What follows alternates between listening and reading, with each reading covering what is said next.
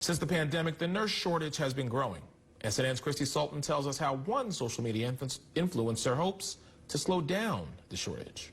Nursing shortages is not a new concept. For the longest time, there's been a struggle to bring in new nurses and to keep existing ones. I felt a huge passion. No one was doing anything. I'm going to do something. So that's when I started all of my resources and started teaching not just locally or to the nurses that I knew, but nationwide. Using TikTok, Nurse Meg teaches nurses anything from test prep to lessons she has learned throughout her career.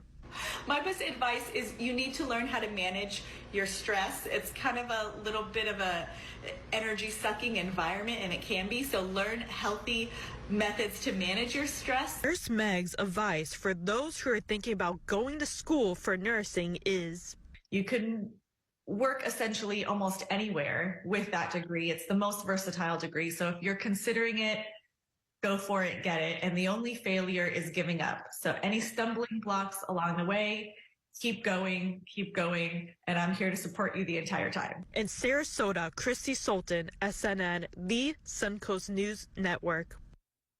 To find Nurse Meg on social media, you can check back to our website.